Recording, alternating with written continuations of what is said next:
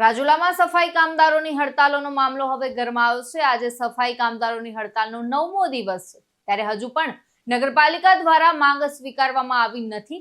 વાલ્મીકી સમાજના પ્રદેશ પ્રમુખ જીતુભાઈ બારૈયા સહિત 25 જેટલા સફાઈ કામદારોની પોલીસે અટકાયત કરી હતી।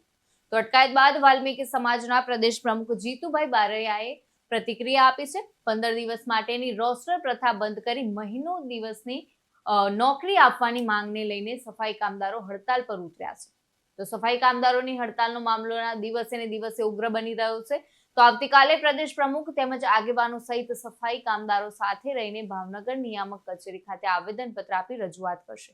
જ્યાં સુધી સફાઈ કામદારોની માંગ પાલિકા દ્વારા સ્વીકારવામાં નહીં આવે ત્યાં સુધી હડતાલ શરૂ રહેશે।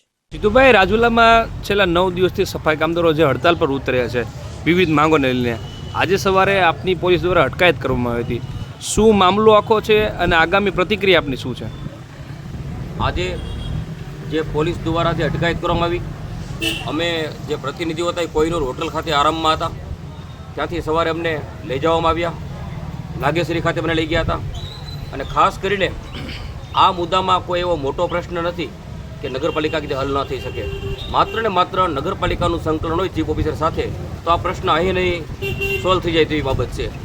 પણ આ પ્રશ્નમાં 9 દિવસ સુધી અમને જવાબ દેવામાં ન આવતા કાલે ના છૂટકે અમારે આરસીએમ કચેરી ખાતે જઈને ધરણા પ્રદર્શન કરવું પડશે અને ત્યાં આવેદનપત્ર આપીશું અને જે કાંઈ અમારી માંગ છે તેની માટે અમે ત્યાં પણ ધરણા કરશું। ખાસ કરીને જે અમારા રોજમદાર કામદારો છે તેને કાયમી કરવામાં નથી આવી, એની ઉંમર પૂરી થવા આવી છે વયમર્યાદાના કારણે, તો આવા લોકોને ઝડપથી કાયમીનો લાભ આપવામાં આવે। અને તેમજ 120 કર્મચારી અમારા છે તેના 15 દિવસના વારા છે, તો એ વારા સિસ્ટમ ક્યાંય પણ જગ્યાએ છે નહીં, તો વારા સિસ્ટમ તાત્કાલિક બંધ કરવામાં આવે। આવી દરેક બાબતને લઈને અત્યારે અમે 9 દિવસથી આંદોલન કરી રહ્યા છીએ, પણ નગરપાલિકાના ચીફ ઓફિસર કે પ્રમુખ આ બાબતે યોગ્ય નિર્ણય કરવા માંગતા નથી।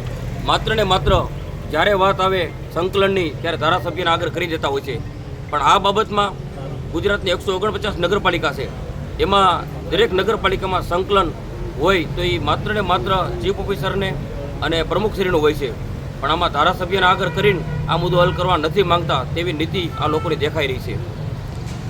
આગામી શું રણનીતિ છે તમારી? આગામીકાલે ભાવનગર ખાતે આરસીએમમાં જઈને અમે રજૂઆત કરીશું અને રજૂઆતના પગલે અમારા પ્રશ્નો હલ નહીં થાય તો ત્યાં પણ ધરણા પ્રદર્શન કરવાની જરૂર પડશે। ઇમરાન શેખ સાથે ચક્રવાત ન્યૂઝ, અમરેલી।